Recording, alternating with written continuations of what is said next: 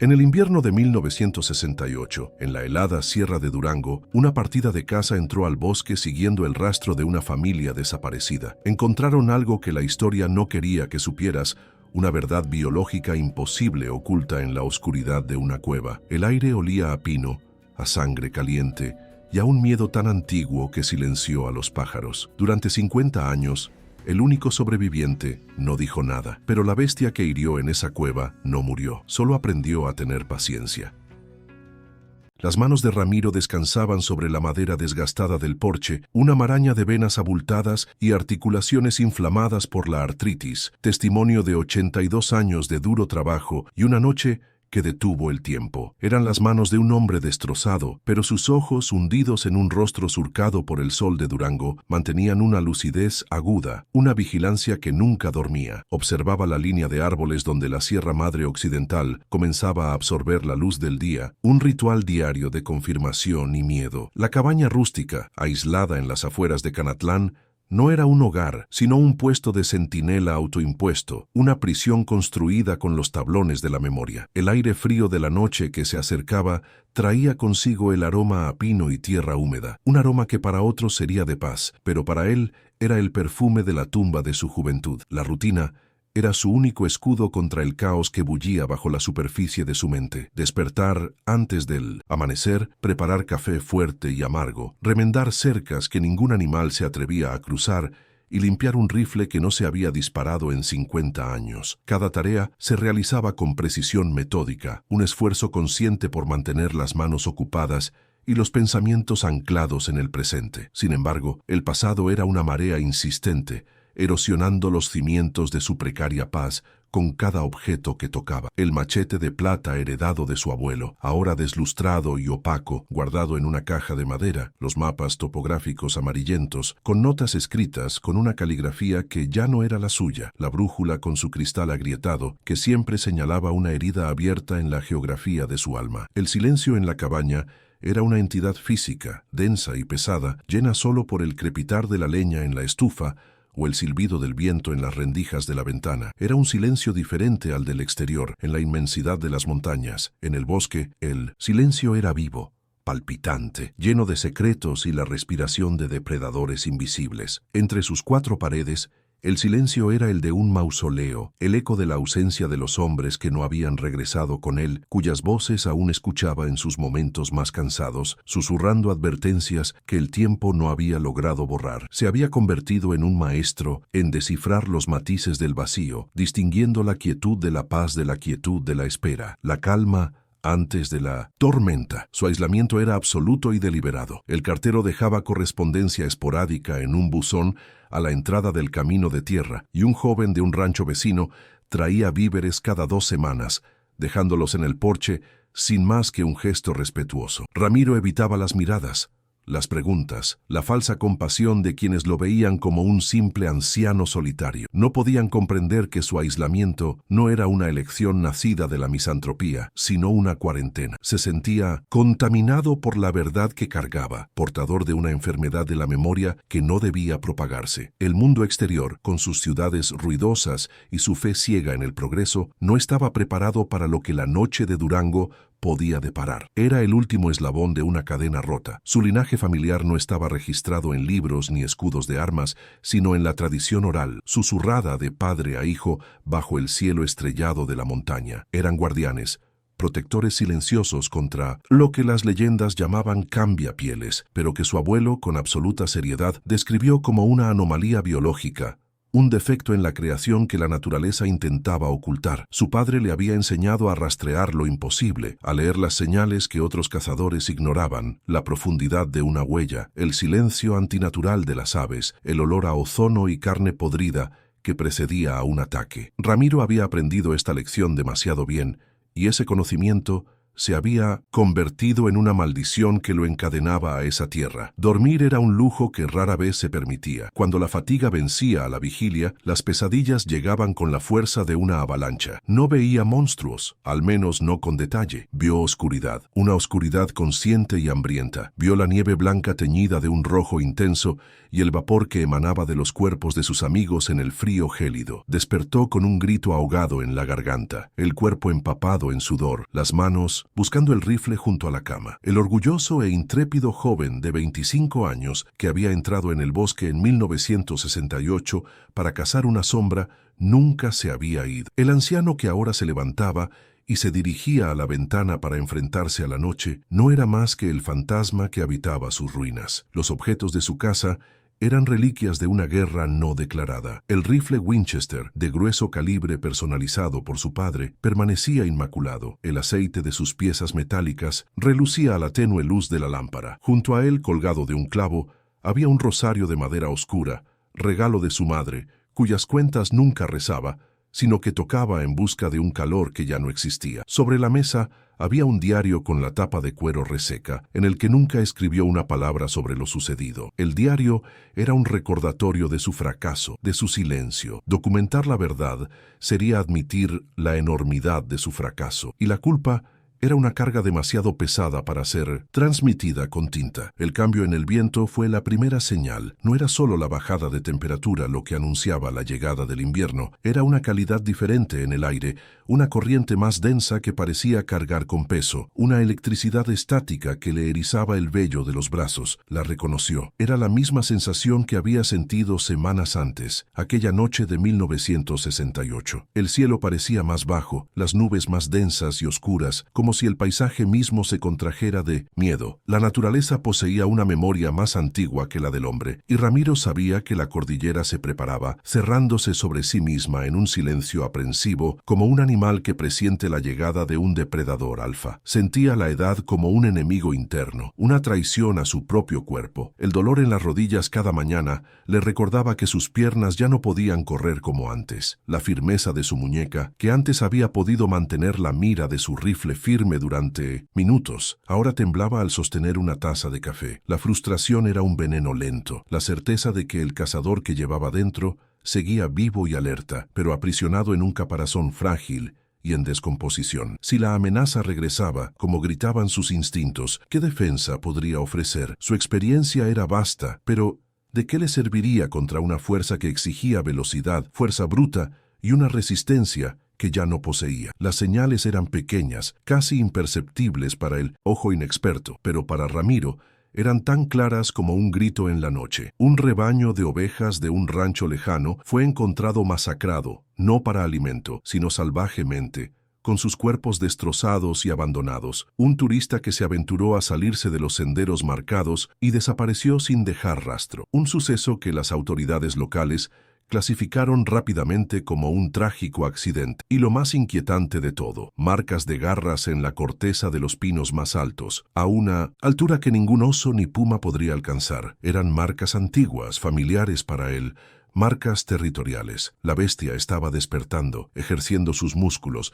reafirmando su dominio. El peso de 5 décadas de silencio era aplastante. Se había convencido de que callar era un acto de protección, de que hablar de la criatura solo le daría fuerza, de que la incredulidad del mundo moderno convertiría su historia en un relato de locura. Pero ahora veía su silencio como lo que realmente era, una forma de cobardía. No había protegido a nadie, simplemente había permitido que el recuerdo del horror se disolviera en la noche de los tiempos, dejando a las nuevas generaciones vulnerables, desarmadas y ciegas ante el mal que languidecía en su patio trasero. Los rostros de sus compañeros muertos, Martín y Javier, lo atormentaban, no como acusaciones, sino como solemnes recordatorios de una promesa incumplida, que su sacrificio no sería en vano. La noche finalmente cayó por completo, un manto negro y sin estrellas. Ramiro permaneció en el porche, con el frío penetrando hasta los huesos, pero no se movió. Contempló la oscuridad, no como un vacío, sino como el rostro de su adversario. El bosque ante él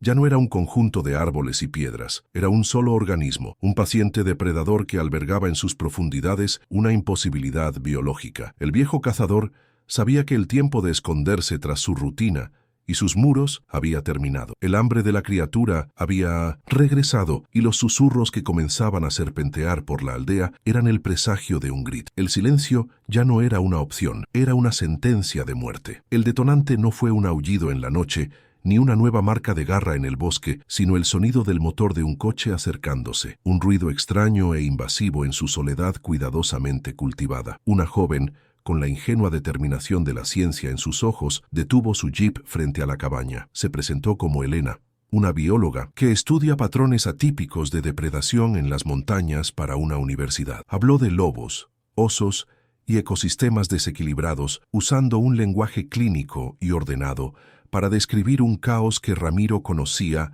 de una manera mucho más visceral. La escuchó desde el porche, su cuerpo rígido, su rostro una máscara de piedra, sintiendo cada palabra como una pala cavando una tumba que había pasado 50 años tratando de sellar. La primera reacción de Ramiro fue un gruñido bajo, casi inhumano, una orden severa para que se fuera. Le dijo que la sierra no era un laboratorio, que albergaba peligros que sus libros y gráficos no podían prever. Su voz, oxidada por el desuso, estaba cargada de la furia de un hombre cuyo santuario había sido violado. La hostilidad era un muro, construido apresuradamente para ocultar el pánico que se extendía por sus venas. Sus manos, ocultas en los bolsillos de su chaqueta desgastada, temblaban incontrolablemente, una convulsión no causada por la artritis, sino por una repentina y abrumadora dosis de adrenalina, el antiguo veneno del miedo. Quería que ella desapareciera para que la anomalía que investigaba también desapareciera con ella, regresando al reino del olvido. Pero Elena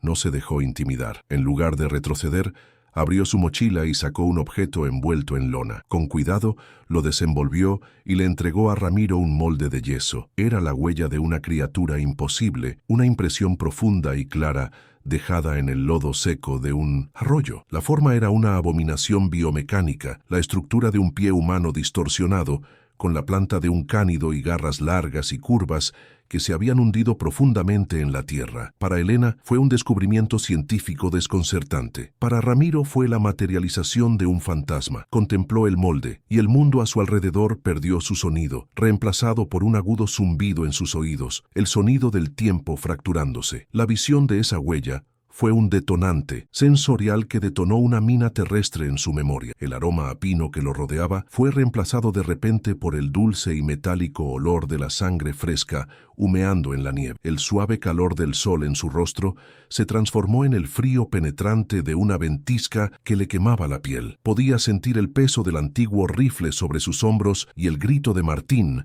un sonido interrumpido abruptamente, resonando no en sus oídos, sino en el hueco de su pecho. Por un instante, el rostro curtido de Ramiro perdió el foco, sus ojos mirando más allá de Elena, hacia el bosque de 1968. Estaba de vuelta en ese infierno blanco y rojo, paralizado por el terror que creía haber enterrado bajo capas de silencio y soledad. El conflicto interno era una batalla violenta y silenciosa. Una parte de él, el viejo cazador, el guardián, le gritaba que agarrara a la joven del brazo y la arrastrara lejos de aquel lugar para advertirle de lo que realmente acechaba en las sombras de las montañas. La sed. Otra parte, el superviviente traumatizado, ansiaba encerrarse en la cabaña, negar la evidencia en sus manos, mantener al monstruo contenido en los confines de sus pesadillas. Las almas de Javier y Martín estaban allí con él, en el porche, sus rostros espectrales juzgándolo. Protegerlos había sido su deber y había fracasado. Proteger a esta joven ahora se presentaba no como una elección, sino como una penitencia insoportable, una oportunidad de redención que no se sentía lo suficientemente fuerte para buscar. Elena, ajena a la guerra que se desataba en su interior,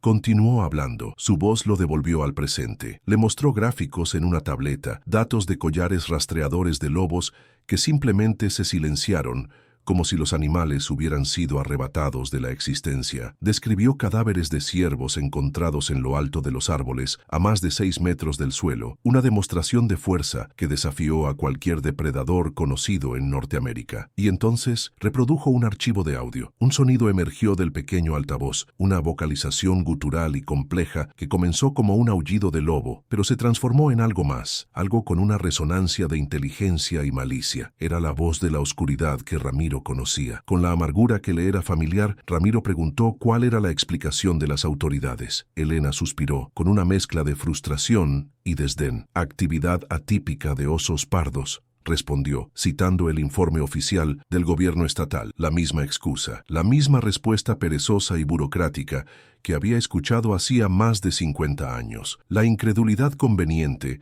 el velo de normalidad que las instituciones usaban para ocultar verdades demasiado grandes y desagradables para confrontarlas. Para ellos era más fácil, más seguro, culpar a lo conocido que admitir que en lo profundo de sus propios bosques una imposibilidad biológica había establecido su territorio de caza, impulsada por una lógica depredadora que escapaba a su comprensión. El encubrimiento no era una conspiración, era un mecanismo de defensa colectivo. La mirada de Ramiro se posó en la joven bióloga, vio la pasión por la verdad en sus ojos, una valentía que rayaba en la temeridad. Era como él había sido, antes de que la sierra le arrebatara la inocencia y la reemplazara con un miedo que se había convertido en parte de su fisiología. Y al darse cuenta de eso, el muro de su hostilidad comenzó a derrumbarse. Comprendió que su silencio no había mantenido al monstruo dormido, simplemente había dejado la puerta abierta para que nuevas víctimas, como Elena, entraran en su guarida desprevenidas. La culpa, que siempre había sido una carga pasiva, se convirtió en un aguijón, una responsabilidad activa. El viejo instinto protector, latente durante décadas bajo el peso del trauma, comenzó a despertar. No la invitó a entrar, no le contó su historia. En cambio, con un gruñido reticente, extendió una mano temblorosa y tomó los mapas que ella le ofrecía. A las montañas no les gustan los extraños, dijo en voz baja y grave. Enséñame dónde encontraste esto. Fue la primera concesión, el primer paso para salir de su tumba autoimpuesta. La dejó en el porche, llevándose los mapas a las sombras de su cabaña. No era una alianza, ni siquiera un acuerdo. Era un reconocimiento reticente de que el pasado había llamado a su puerta y ya no podía fingir que no había nadie en casa. La batalla de la negación había terminado y él había perdido. Esa noche, bajo la luz parpadeante de una lámpara de aceite, Ramiro estudió con atención los mapas de Elena. Las líneas topográficas, los nombres de ríos y picos,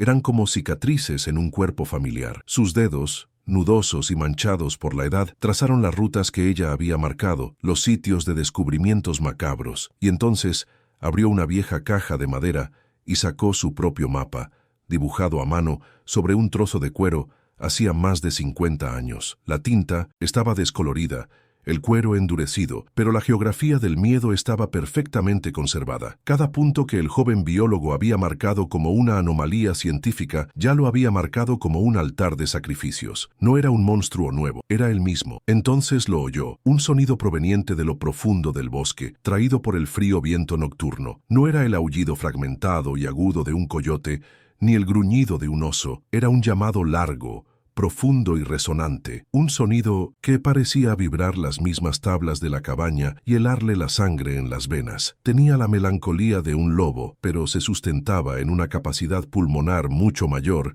y terminaba en una nota gutural, casi un gruñido de desafío. Era el sonido que había escuchado en sus pesadillas durante 5 décadas. La bestia no solo despertaba, proclamaba su regreso, anunciando su soberanía sobre la noche, y el sonido estaba más cerca que nunca. A la mañana siguiente rompió la monotonía de años. La rutina quedó atrás. En lugar de remendar, Ramiro desarmó el Winchester en la mesa de la cocina. Sus movimientos eran lentos, obstaculizados por la artritis, pero la memoria muscular de sus días de cazador guiaba sus manos. Limpió cada pieza con solemnidad ritual, mientras el olor a aceite de armas impregnaba el aire. Luego abrió una pesada caja de municiones. Las balas de punta blanda de gran calibre estaban alineadas como soldados esperando una orden. Finalmente, fue al arcón a los pies de su paus, cama y sacó el machete de plata. La hoja estaba oscura y deslustrada, pero la afiló en una piedra de afilar hasta que el metal desgastado brilló con un brillo mortal a la luz de la mañana. Cada acción estaba acompañada por un coro de fantasmas. La imagen de Javier, riendo mientras compartía su botella de tequila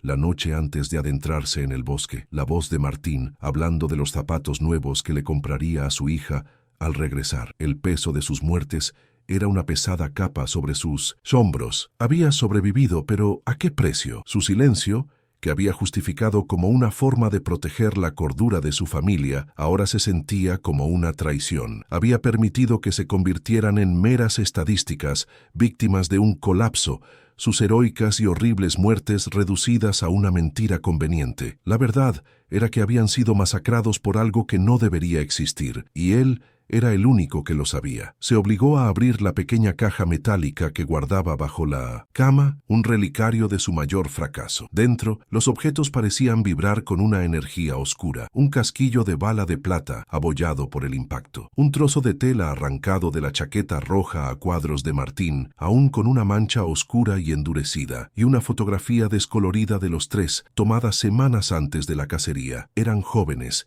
llenos de una confianza que la vida aún no había quebrantado, sonriendo a la cámara, sin saber que posaban para sus propios obituarios. Mirar su propio rostro joven era como mirar a un extraño, un niño ingenuo a punto de aprender por las malas que no todas las leyendas son solo historias. Con mano temblorosa, cogió su viejo mapa de cuero y lo colocó junto a los modernos de Elena. La superposición era perfecta y aterradora. El lugar donde el biólogo había encontrado la huella estaba a menos de 1 kilómetro de la cueva donde él y sus hombres encontraron los primeros restos humanos. La zona donde los collares de los lobos habían silenciado era la misma donde Martín había sido emboscado y arrastrado a la oscuridad. No eran ataques aleatorios, eran patrones. La criatura estaba recorriendo sus antiguos caminos de caza, reclamando su territorio con precisión metódica. Quizás la herida que le había infligido no la había debilitado, sino que simplemente le había enseñado paciencia, a esperar a que una nueva generación olvidara. Ramiro se levantó y caminó hacia el porche, con el frío aire de la mañana llenándole los pulmones. El aullido de la noche anterior aún vibraba en su alma. El rostro decidido de Elena, el molde de yeso sobre la mesa, la fotografía de sus amigos muertos. Todo se fundía en una única e innegable verdad. La guerra que creía haber terminado con su solitaria supervivencia en 1968 no había sido el final. Había sido simplemente un alto al fuego, un largo y engañoso periodo de paz que había confundido con la victoria. Ahora el enemigo había regresado al campo de batalla. Su aislamiento, su reclusión, habían sido una ilusión. No era un jubilado, era un veterano llamado de vuelta al servicio activo para una última e imposible misión. Los recuerdos regresaron no como un flujo continuo, sino como una serie de explosiones sensoriales, fragmentos de una vieja película proyectados en la pantalla de su mente. El olor a café fuerte en su cabaña se disolvió, reemplazado por el aroma fresco y gélido del aire de la montaña en 1968, un aliento a pino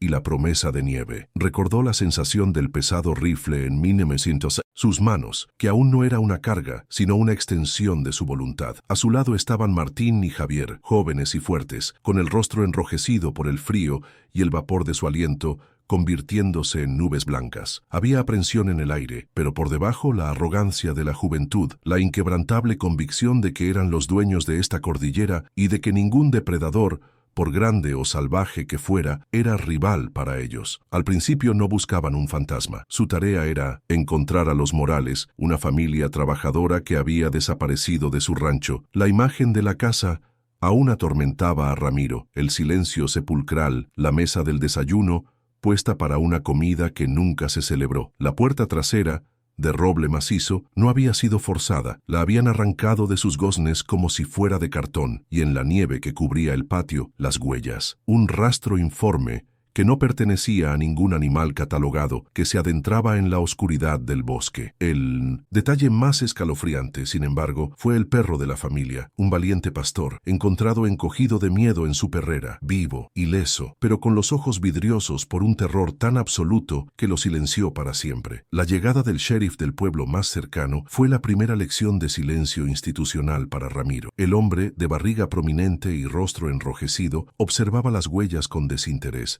pateando la nieve sobre ellas y declarando que el viento de la montaña creaba formas extrañas. Habló de accidentes, de gente extraviada, de ataques de osos, cualquier explicación que encajara en su informe. Ramiro, que entonces tenía 25 años, sintió una oleada de desprecio. La verdad estaba allí, impresa en la nieve, pero el agente de la ley se negaba a verla. Era más fácil gestionar una tragedia que enfrentarse a una imposibilidad. El encubrimiento no empezó en una oficina de la capital, empezó allí, con una simple patada en la nieve. La desaparición de 1909. Los dos niños del pueblo, días después, transformó el miedo de la comunidad en pánico, y el pánico en acción. La inercia de las autoridades se rompió, no por la búsqueda de la verdad, sino por la necesidad de apaciguar a la población. Sin embargo, fue a Ramiro, a su padre y a los demás cazadores a quienes los aldeanos recurrieron. Su confianza no estaba en la ley, sino en la tradición, en el conocimiento ancestral de las montañas. El descubrimiento del zapato de una niña, cerca de la entrada de una cueva que todos evitaban, fue el punto de inflexión. Ya no era una investigación, era una cacería. Y mientras Ramiro se preparaba, limpiando su rifle y afilando el machete de plata de su abuelo, sintió el peso no solo de la esperanza, sino de generaciones de miedo. Entrar en el bosque era como cruzar el umbral de otro mundo. La nieve fresca lo cubría todo con un manto blanco inmaculado, amortiguando cada sonido y creando una sensación de aislamiento claustrofóbico. El único sonido era el de sus propias botas hundiéndose en la nieve, un ritmo lento y pesado como una marcha fúnebre. El aire estaba quieto, sin viento, y un silencio antinatural se cernía sobre los árboles. No se oía el canto de los pájaros, ni el susurro de los pequeños animales. Era como si toda la vida del bosque hubiera contenido la respiración, consciente de la presencia de un depredador supremo que los había silenciado. Y a cada paso que se adentraban en el bosque, la sensación de ser observados crecía. Una presión invisible en la nuca. Seguir el rastro era un ejercicio de creciente horror. Las huellas confirmaban una biomecánica impía. La zancada era demasiado larga, lo que indicaba un ser que se movía con una velocidad y eficiencia aterradoras. En algunos lugares, las huellas eran claramente bípedas, profundas, como las de un hombre gigante. En otros, se hundían a cuatro patas, con las marcas de las garras cavando surcos en la nieve helada. El rastro venía acompañado de un olor tenue, pero persistente, una mezcla repugnante de pelaje húmedo, carne en descomposición y el olor metálico del ozono, como el aire después de un rayo. Martín intentó racionalizar, pero Javier, cuyos abuelos eran otomíes, comenzó a susurrar el antiguo nombre, Maxaye, el que caza de noche. La primera prueba física de la fuerza de la criatura no fue un cuerpo humano. Era un alce macho adulto, un animal que pesaba más de 400 kilos, cuyo cadáver encontraron a casi 10 metros de altura, brutalmente, empalado en las ramas rotas de un pino centenario. El cuerpo fue destrozado, no devorado, como si la matanza hubiera sido un acto de ira, una demostración de poder territorial. Ningún oso ni puma podría tener la fuerza ni la capacidad para lograr semejante hazaña. En ese momento, bajo la sombra de aquel macabro tótem, la lógica de cazador de Ramiro empezó a ceder ante el terror primigenio de la leyenda. Lo que cazaban no era un animal, era algo más, algo fundamentalmente erróneo. Fue Javier quien primero se dejó llevar por el miedo. El hombre, normalmente el más hablador y alegre del grupo, se quedó callado y pálido. Sus manos sostenían el rosario que su esposa le había regalado. Sus dedos recorriendo las cuentas en una oración susurrada y febril. Empezó a hablar de las historias que le había contado su abuela, no como cuentos de hadas, sino como advertencias, historias de una criatura lobuna que caminaba como un hombre, poseída por la astucia del diablo y un hambre no solo de carne, sino del miedo de sus víctimas. Martín, siempre escéptico, se burló de él, diciendo que el frío le estaba congelando el cerebro. Pero Ramiro, quien había sido criado con las mismas advertencias,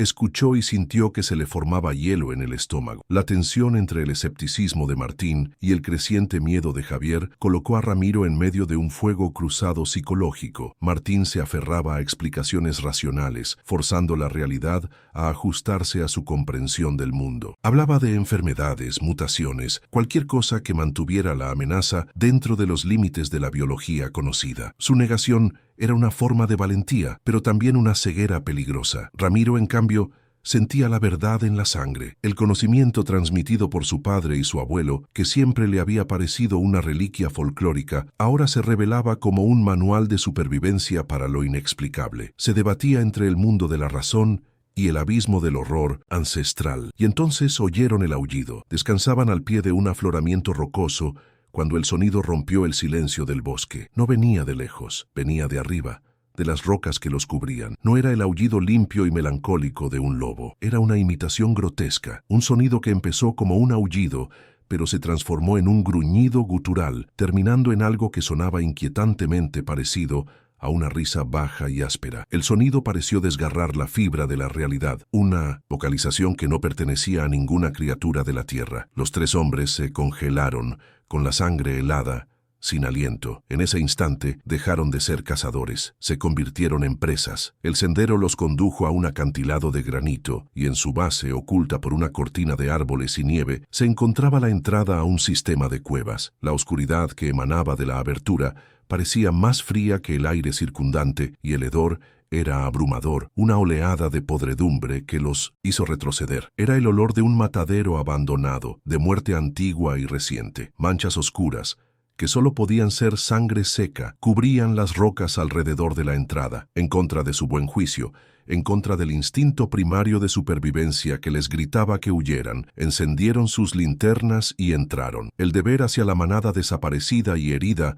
los empujó a las fauces del infierno. El interior de la cueva era una pesadilla. Los haces de luz de sus linternas danzaban sobre un suelo sembrado de huesos. Huesos de ciervo, jabalí, coyote y sin duda huesos humanos. Cráneos pequeños, costillas delicadas, apiladas en rincones como leña. En un nicho más profundo encontraron los restos de la ropa de la familia Morales y los niños del pueblo, rasgada y cubierta de sangre. El horror ya no era una sospecha, era una certeza física y nauseabunda. Esta cueva no era la guarida de una bestia, era el hogar de un monstruo, una despensa repleta de la carne y el terror de la comunidad local. La leyenda era real, y ellos estaban en su corazón palpitante y putrefacto. La criatura no los confrontó directamente. Aprovechó la oscuridad y la acústica de la cueva. El sonido de garras raspando la piedra provenía de todas direcciones a la vez. Un gruñido sordo resonó desde un túnel a la izquierda, solo para ser respondido por un chasquido de mandíbulas a la derecha. Era una astuta táctica de caza, diseñada para desorientar, separar, sembrar el pánico. El haz de sus linternas atravesaba la oscuridad, pero solo revelaba paredes de roca húmeda y sombras que danzaban en la periferia de la visión. La presencia era enorme,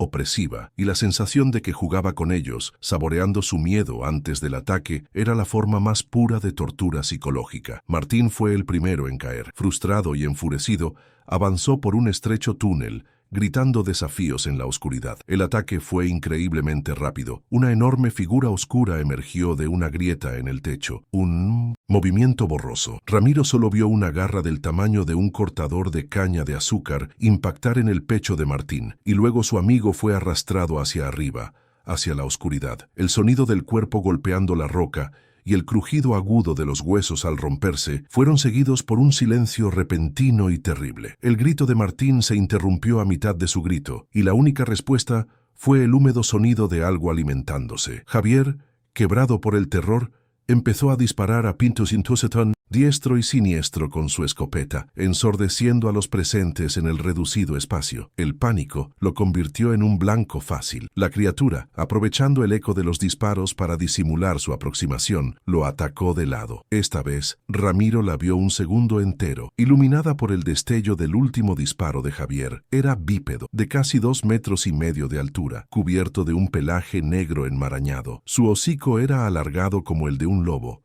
pero sus ojos, amarillos y brillantes, ardían con una inteligencia maligna e inconfundiblemente humana. Y entonces se abalanzó sobre Javier y el mundo de Ramiro se hizo añicos entre gritos y sangre. Lo que siguió no fue una pelea, fue un choque de instintos primarios. Ramiro, guiado por su instinto de supervivencia, disparó su rifle. La bala pareció no tener efecto. La criatura se giró hacia él, y sus gruñidos se transformaron en furia. Recordó el impacto de su cuerpo al ser lanzado contra la pared de la cueva, las cintos, pérdida de aire de sus pulmones, el dolor abrasador de las garras clavándose en su costado. En un acto de desesperación, blandió su machete plateado y golpeó el hombro de la criatura. Y entonces recordó la bala especial que su padre le había dado para emergencias como esta, la bala plateada. La disparó a quemarropa. El efecto de la plata fue inmediato y violento. La criatura no solo gimió de dolor, gritó. Era un sonido agudo y agonizante, horriblemente humano, el grito de un hombre quemándose vivo. La bestia se tambaleó hacia atrás, soltando a Ramiro, y se quedó mirando la herida en su pecho, de la que salía un humo oscuro y fétido. Sus ojos amarillos se clavaron en Ramiro con un odio puro y comprensible, una promesa de venganza. Y entonces, mientras una repentina y violenta ventisca aullaba fuera de la cueva, la criatura herida se retiró a los túneles más profundos, desapareciendo en la oscuridad impenetrable de la que había salido. El viaje de regreso fue un delirio febril. Ramiro avanzó a trompicones bajo la ventisca durante horas, quizá días, sangrando medio congelado, con la mente destrozada por lo que había presenciado. No recordaba mucho, solo el blanco infinito de la nieve, el rojo de su propia sangre y los rostros de sus amigos muertos flotando en su visión. Cuando una patrulla de rescate finalmente lo encontró al borde de la inconsciencia, balbuceaba entre sombras y gritos. La historia de un colapso nació de su confusión y del deseo de las autoridades de una explicación simple y definitiva. Estaba demasiado débil para discutir. La mentira lo envolvió como un sudario. El sello definitivo a su silencio llegó semanas después, en el pequeño hospital donde se recuperaba. Un hombre de traje gris, traído en avión desde la capital, estaba sentado junto a su cama. No parecía un policía. Hablaba con voz tranquila y autoritaria. No le pidió a Ramiro que contara su historia. En cambio, se la contó a Ramiro. La historia de 3 valientes cazadores, una ventisca traicionera y una cueva inestable. Una tragedia de la naturaleza. El hombre hizo preguntas que no buscaban respuestas, sino confirmación. Ramiro, aturdido por el dolor y la medicación, simplemente asintió. Comprendió que la verdad no sería enterrada, sino borrada activamente. El sacrificio de sus amigos se convirtió en secreto de Estado. El recuerdo de aquel hombre de traje era lo que ahora alimentaba la furia de Ramiro. La eliminación, el silencio forzado, había colaborado, creyendo proteger al mundo de la locura, pero ahora veía que solo había protegido al monstruo. Al aceptar la mentira, le había dado a la criatura su regalo más preciado, el tiempo. 50 años para sanar, fortalecerse, quizá incluso para reproducirse. El horror original no solo había sido el enfrentamiento en la cueva, sino el apretón de manos silencioso con la burocracia que permitía que el mal siguiera existiendo, ignorado e indiscutido. Su fracaso no solo había sido no matar a la bestia, sino también ayudar a ocultar su existencia. La decisión se había forjado en el silencio de la madrugada, no como un acto de valentía, sino de expiación. Ramiro no regresaría a las montañas como el cazador que había sido, sino como un fantasma que regresaba para ajustar cuentas con su propio infierno. Empacó una mochila con la resignación sombría de quien camina hacia la horca. Dentro no había espacio para la nostalgia, solo lo esencial para la supervivencia y la muerte. Munición de plata, fabricada por él mismo décadas atrás. El afilado machete, vendas y el mapa de cuero, testimonio de su primer fracaso. La culpa era un combustible más potente que la juventud, y la imagen de Elena, con su ciega determinación,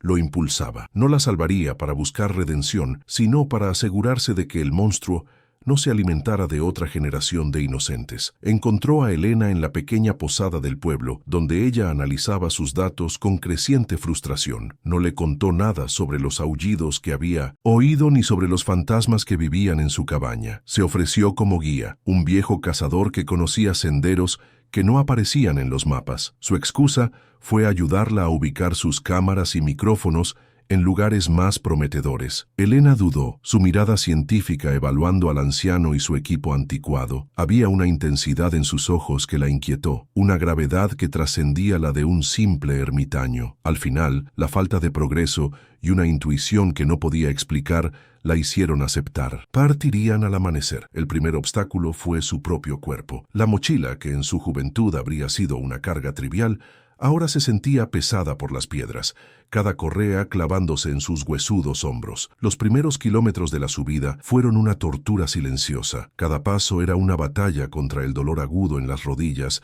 y el fuego en los pulmones. Se movía con decidida lentitud, ocultando su esfuerzo a Elena, negándose a expresar la traición de sus músculos y articulaciones. Ya no era el ágil depredador que se movía por el bosque como una sombra. Era un anciano, impulsado solo por la fuerza de una promesa hecha a los muertos, y cada paso era el pago de esa deuda. El escepticismo de Elena era el segundo obstáculo, una barrera de incredulidad que él debía superar. Ella observaba su rifle de grueso calibre y el machete plateado que llevaba a la cintura con una curiosidad que rozaba la lástima. Para ella, eran accesorios folclóricos, las herramientas de un hombre atrapado en leyendas locales. Ella hablaba en términos de densidades de población, de depredadores y anomalías estadísticas, mientras que él veía presagios en la forma en que se rompía una ramita o en el repentino silencio de los insectos. La distancia entre su conocimiento empírico y su trágica sabiduría era enorme. No la culpaba. Su inocencia era un reflejo de un mundo que aún no se había asomado al abismo. Regresar al bosque fue como sumergirse en una tumba familiar. El aire era más tenue, más pesado. Los árboles más viejos y altos parecían formar una catedral gótica de sombras y silencio. Para Ramiro, cada árbol era una lápida, cada ráfaga de viento, un susurro de los muertos. Recordó el lugar exacto donde Javier había empezado a rezar, el claro donde encontraron el alce mutilado. El lugar estaba impregnado del recuerdo del terror, una cicatriz psíquica en el paisaje. Sintió la mirada del bosque sobre él, un reconocimiento antiguo y hostil. No era bienvenido allí. Era un intruso en un dominio que ya no pertenecía al hombre. Llegaron a la zona donde había desaparecido el turista. La cinta amarilla policial aún cubría algunos árboles, un perímetro inútil e ingenuo. Ramiro la ignoró. Se agachó, rozando el suelo del bosque con los dedos arrugados, mientras sus ojos leían una historia que había pasado desapercibida. Le mostró a Elena las agujas de pino, revueltas en un patrón que indicaba que arrastraban un cuerpo, las ramas rotas hacia arriba, señal del paso de Minimosim, algo muy alto, y el apenas perceptible olor a ozono que aún flotaba en el aire. Estos eran detalles que la ciencia forense moderna, con su dependencia de la evidencia macroscópica, había pasado por alto por completo. Le estaba enseñando a leer el lenguaje del monstruo. A medida que avanzaban, siguiendo el sutil rastro, Ramiro notó algo nuevo y alarmante. Las marcas territoriales, que en 1968 se limitaban a las zonas más profundas e inaccesibles de la cordillera, ahora aparecían en árboles mucho más cerca de los límites de la aldea. Eran más nuevas, más agresivas. La criatura no solo estaba reocupando su antiguo territorio, lo estaba expandiendo. La larga hibernación, o quizás la falta de desafíos, la había vuelto más audaz. El silencio y el olvido del mundo exterior se habían interpretado como un permiso. La frontera entre su mundo y el de los humanos se estaba borrando sistemáticamente. Fue Elena quien encontró la cámara, hábilmente escondida en el tronco de un roble, pintada para mimetizarse con la corteza. Era un modelo que nunca había visto. No era una cámara de investigación. Era compacta, robusta, de uso militar, con lente infrarroja y sin marcas de fabricante. A Ramiro se le heló la sangre. La reconoció vagamente por las descripciones que había leído de equipos de vigilancia del gobierno. La verdad lo golpeó con fuerza. El gobierno no solo había encubierto el incidente de 1968, sabían que la criatura seguía allí. La habían estado monitoreando durante años, convirtiendo la cordillera en una reserva biológica secreta para un horror indescriptible. No eran simples cazadores, eran intrusos en una zona de contención. La cámara no solo estaba allí para observar a la criatura, estaba allí para observar a cualquiera que se acercara. Ramiro se dio cuenta de que su presencia ya había sido grabada. Ahora estaban en un tablero de ajedrez con múltiples jugadores y todos eran hostiles. Estaba el monstruo cazándolos activamente y estaban los humanos guardianes del secreto, quienes sin duda harían lo que fuera para mantener la cuarentena intacta. El bosque ya no era un simple laberinto de árboles, sino una prisión al aire libre,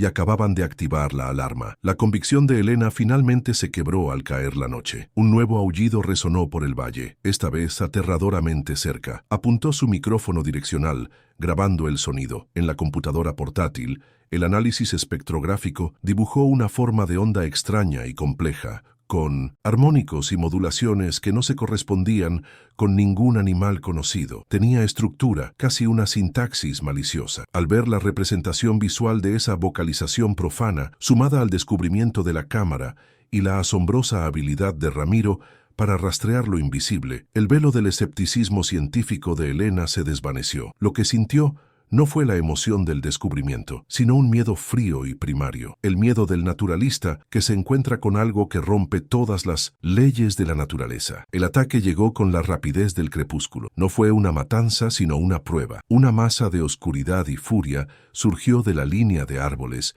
a unos 30 metros de su campamento. Era una mancha borrosa, un destello de pelaje negro y músculos espasmódicos, moviéndose a una velocidad que desafiaba la física. La criatura derribó un pino joven como si fuera una ramita, con un sonido de madera astillada que resonó como un cañonazo. Fue una demostración de fuerza, una advertencia, y entonces, tan rápido como había aparecido, se desvaneció en la creciente oscuridad, dejando tras de sí un silencio vibrante y un aroma a adrenalina en el aire. El pánico de Elena fue apaciguado por la inquietante calma de Ramiro. Ya lo esperaba. Los había hecho acampar en un pequeño afloramiento rocoso, con las espaldas protegidas y una hoguera crepitante entre ellos y el bosque. «Nos está evaluando», dijo en voz baja, sin apartar la mirada de la oscuridad. «Está viendo cómo reaccionamos, si somos presas fáciles o una amenaza». Explicó que no se trataba de un animal que actuaba por instinto, sino de un cazador rival, dotado de una paciencia e inteligencia táctica que eran sus mayores virtudes. Esa noche, Elena no durmió. Observó a Ramiro sentado con el rifle en el regazo, observando la noche como lo había hecho durante 50 años. Al día siguiente, la dinámica entre ellos había cambiado. El guía y el científico habían desaparecido. Dos soldados se encontraban en territorio enemigo. Impulsado por una nueva urgencia, Ramiro los condujo por un sendero más empinado y peligroso, un sendero de cabras que conducía directamente a la zona de la antigua guarida. Sabía que la criatura los estaba pastoreando, llevándolos a un terreno de su elección. La única forma de romper el patrón era ir directo al corazón de su poder, al lugar donde se originó el trauma de Ramiro. Era una peregrinación suicida, un regreso al epicentro del terremoto que destruyó su vida, pero era la única opción que les quedaba. Cerca de la formación rocosa que ocultaba la entrada de la cueva, encontraron pruebas de que el horror había evolucionado. Junto a las enormes y familiares huellas, había otro rastro, más pequeño, pero igualmente deforme. Las garras eran más delgadas, el paso más corto, y entonces, en una pequeña depresión protegida por rocas, encontraron una guarida secundaria. El olor era el mismo, a muerte y descomposición, pero algo era diferente. La revelación golpeó a Ramiro con una claridad escalofriante. La criatura que había herido en 1968 no era un macho solitario, era una hembra, y la herida no le había impedido dar a luz. La amenaza no solo había regresado, sino que se había multiplicado. Se asomaron a la guarida improvisada y la verdadera magnitud de la pesadilla se reveló. Restos de animales, y para horror de Elena, un retazo de tela manchado de sangre de una chaqueta de senderismo moderna confirmaron el destino del turista. Pero entremezclado con esta escena macabra, había evidencia de algo más. Huesos más pequeños, roídos de forma casi infantil, y una zona donde el suelo de tierra había sido aplanado, como una cama. Era un nido, una guardería nacida del infierno. El silencio de 50 años no solo había permitido que el monstruo original sobreviviera, le había permitido crear un linaje. El problema ya no era erradicar a un solo depredador anómalo, sino enfrentarse a la posibilidad de una nueva especie. La matriarca atacó sin previo aviso. Emergiendo de las sombras del acantilado, se abalanzó sobre ellos no con su anterior cautela, sino con la furia desenfrenada de una madre que protege su nido. Era más grande de lo que Ramiro recordaba. Su pelaje negro ahora estaba salpicado de gris, su cuerpo cubierto de cicatrices. Una en su hombro era irregular y profunda, la marca de su machete plateado. Sus ojos amarillos ardían de reconocimiento y odio. La batalla era un caos de gruñidos, disparos y gritos. Ramiro, viejo y lento, confiaba en su conocimiento del terreno, usando las rocas como cobertura, mientras Elena, superando su miedo, intentaba cegar a la criatura con el flash de su cámara. La pelea llegó a su clímax en segundos, que parecieron horas. Elena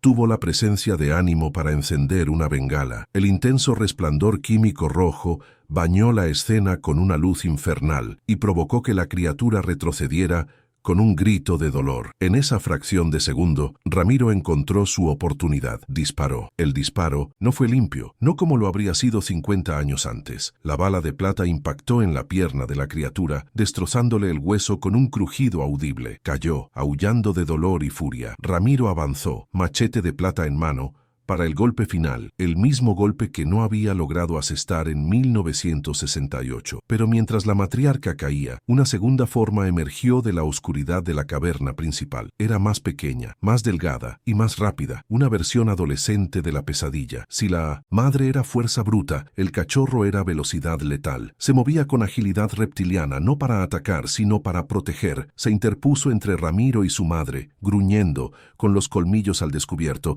y sus ojos amarillos ardiendo con la misma inteligencia maligna. El joven monstruo agarró entonces a la matriarca herida por el pelaje del cuello y la arrastró, con sorprendente fuerza, de vuelta a la seguridad de la oscuridad impenetrable de la caverna. Ramiro y Elena permanecieron solos, en el silencio que siguió, con el aire aún vibrando de violencia. Estaban vivos, pero habían fracasado de una manera mucho más profunda y aterradora de lo que Ramiro había imaginado. No había logrado terminar la tarea. En cambio, solo había confirmado sus peores temores. La amenaza ya no era singular, era una familia, un legado. Miró sus propias manos temblorosas, la juventud aterrorizada pero resuelta de Elena, y supo que ya no tenía la fuerza para entrar en esa cueva y enfrentarlos a ambos. La guerra no estaba ganada, apenas comenzaba, y él no había logrado detener su propagación. ¿Disfrutaste esta historia? Dale a me gusta y suscríbete al canal. Seguimos con el video. Su retirada no era la de supervivientes, sino la de fugitivos. Cada sombra parecía moverse, cada sonido del viento, un rugido. De regreso, impulsado por una oleada de desafío, Ramiro se detuvo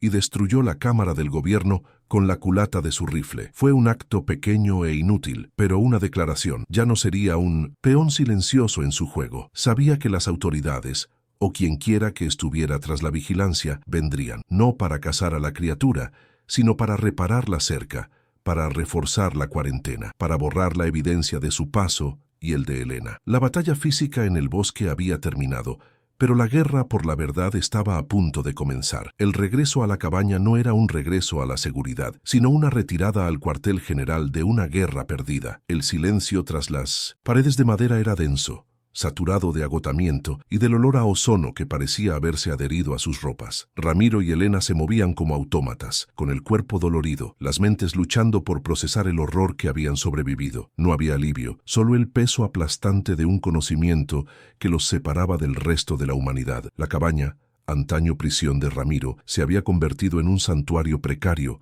la última defensa contra la oscuridad que se cernía sobre ella y una conspiración que la protegía. La batalla en el bosque había terminado, pero la guerra por la memoria apenas comenzaba. Sobre la rústica mesa de madera, los siglos XX y XXI colisionaban. La laptop de Elena mostraba las imágenes temblorosas e infernales de la batalla, las ondas sonoras de los aullidos impíos y los datos del GPS que mapeaban el nuevo territorio de Pesadilla. Junto a su tecnología yacían las reliquias de Ramiro, el mapa de cuero amarillento, el machete de plata manchado de sangre inhumana y el casquillo de bala de 1968. Era el archivo completo de una guerra secreta de 50 años, una fusión de ciencia moderna y conocimiento antiguo, ambos llegando a la misma conclusión aterradora. La verdad estaba allí, sobre la mesa, innegable y monstruosa, testimonio del fracaso de un hombre y la paciencia de una abominación. Fue entonces cuando Ramiro habló. Con la luz de la lámpara proyectando profundas sombras sobre su rostro arrugado, contó toda la historia, desde el 107 principio. Ya no era el recuerdo fragmentado de un superviviente traumatizado, sino la confesión lúcida y ordenada de un testigo. Describió los rostros de Martín y Javier, su arrogancia, su valentía y sus terribles muertes. Confesó el peso de su silencio, el acuerdo tácito que había hecho con el hombre del traje, la vergüenza que lo carcomía. Las palabras brotaron con la dificultad de piedras que se extraen de la tierra compactada, cada una un pedazo de su alma que finalmente estaba exponiendo. No pidió perdón, simplemente legó la verdad. Al terminar su confesión, empujó la pequeña caja metálica sobre la mesa hacia Elena. Ella la abrió con dedos temblorosos. Dentro, la fotografía descolorida de los 3 jóvenes cazadores sonrientes, el retal de tela de la chaqueta de Martín y la cápsula plateada. Esto no es una prueba, dijo Ramiro con voz ronca. Es una carga. Estaba transfiriendo oficialmente la custodia del recuerdo. Ya no era solo su historia, ahora también era la de ella. Estaba armando no con armas, sino con el peso de la responsabilidad, convirtiéndola en la heredera de una promesa rota, la nueva centinela de una verdad que el mundo se negaba a ver. Se miró las manos, la debilidad que las consumía. Mi lucha en el bosque ha terminado, continuó con un tono tajante e implacable. Este cuerpo ya no puede cazar lo que vive en esas sombras. Explicó que la verdadera amenaza no eran solo las criaturas, sino los hombres que las protegían, hombres que borraban informes, que desacreditaban a los testigos, que construían muros de silencio. La nueva batalla no se libraría con balas de plata, sino con datos, con grabaciones, con la terquedad de la verdad contra el poder del olvido. Vendrán por ti, le advirtió. Intentarán volverte loca como me habrían hecho a mí. Elena escuchaba, pálida a la luz de la lámpara. El horror que había presenciado la había transformado. La curiosa científica había muerto en el bosque y en su lugar se alzaba una superviviente, una mujer que había mirado a los ojos de lo imposible y nunca apartó la mirada. Había miedo en sus ojos, un miedo profundo y justificado, pero bajo él una nueva dureza, una determinación forjada en el fuego. No tocó los objetos de la caja, pero su mirada sobre ellos era una promesa silenciosa. Asintió lentamente, aceptando no solo la historia, sino también el deber que conllevaba. La carga había sido transferida. El centinela había cambiado de guardia, y como si sus palabras fueran una profecía, llegó el sonido, un estruendo bajo y distante, que aumentaba de volumen, el rugido de múltiples motores pesados que ascendían por el camino de tierra. No eran las camionetas de los rancheros, ni el jeep de Elena. Eran vehículos más grandes, que se movían con una seguridad silenciosa y ominosa. No había sirenas ni luces intermitentes, solo el avance inexorable de los faros delanteros que atravesaban la noche, devorando la oscuridad a medida que se acercaban. Los hombres de traje, los guardianes del secreto, habían llegado. La destrucción de la cámara había sido la alarma que los había convocado, y estaban allí para restablecer el orden e imponer el silencio. Ramiro no mostró sorpresa. Parecía estar esperándolos. Se puso de pie con dificultad y le entregó a Elena una llave oxidada. Detrás del cobertizo hay una camioneta vieja. Funciona. Da al viejo camino forestal. No la verán. Señaló la mochila de Elena, donde estaban la laptop, los discos duros, las grabaciones. Eso es todo lo que importa. Las voces de Martín y Javier están ahí. La prueba. Llévenla de aquí. No se detengan. No confíen en nadie. No era una petición. Era una orden final. La última orden de un comandante en un campo de batalla perdido. Su plan era simple. Un sacrificio final. Él permanecería. Sería la distracción, su presencia allí, una anomalía viviente, un cabo suelto del incidente de 1968, los mantendría ocupados. Tendrían que lidiar con él, interrogarlo, silenciarlo para siempre. Cada minuto que pasaran con el anciano sería un minuto que Elena ganaría para desaparecer. Su cuerpo débil ya no era un arma de caza, sino un escudo. Su último acto no fue violencia, sino terquedad, una última espina en el costado de la conspiración, el último acto de un guardián protegiendo a su protegido. Elena dudó, sumida en una lucha interna entre la lealtad y el instinto de supervivencia. Ramiro le puso la mano en el hombro con una firmeza sorprendente. Sus miradas se cruzaron, y no había miedo en su mirada, solo una calma profunda y decidida. Era la mirada de un hombre que había hecho las paces con su destino. En ese instante, el joven biólogo y el viejo cazador compartieron una comprensión indescriptible. Él le estaba dando no solo la oportunidad de escapar, sino también la responsabilidad de ganar la guerra que él ya no podía librar. Ella asintió, agarró su mochila y corrió hacia la puerta trasera, desapareciendo en la oscuridad. Solo, Ramiro tomó su viejo rifle, Winchester, no por la esperanza de usarlo, sino por costumbre. Caminó hasta el porche y se sentó en su mecedora, con el rifle sobre su regazo, frente a los faros que ahora iluminaban su patio. Las puertas de la camioneta se abrieron y emergieron figuras oscuras y sin rostro, moviéndose con disciplinada eficiencia. Ramiro no sintió miedo, sintió una paz extraña e inesperada. El peso de 50 años de silencio se había disipado. No había matado al monstruo del bosque, pero quizás había logrado algo más importante. Había desatado la verdad sobre el mundo. A medida que los hombres se acercaban, con sus botas crujiendo sobre la grava, la escena pareció ralentizarse. Ramiro echó una última mirada a la montaña, a la oscuridad donde vivían los monstruos y luego a los monstruos trajeados que venían a arrestarlo. Se había convertido en el guardián de una frontera y ahora, desde ambos lados, los demonios venían a reclamarlo. Su historia física terminaba allí, en ese balcón, bajo la fría luz de los faros, pero sabía que la narrativa que había desatado continuaría su viaje. ¿Qué estarías dispuesto a hacer para proteger el mundo? Da un corazón si crees que hay verdades que merecen ser contadas. Comenta, el bosque no se olvida, si también sabes que el silencio puede ser un enemigo. Cerró los ojos, no en señal de derrota, sino como último acto de transmisión. El sonido de unas botas se detuvo frente a él, y sintió sus sombras caer sobre él. Su confesión estaba completa. Sabía que algunas verdades no están destinadas a ser enterradas, sino a ser plantadas, y las semillas más peligrosas son aquellas que finalmente encuentran la oportunidad de crecer en la oscuridad.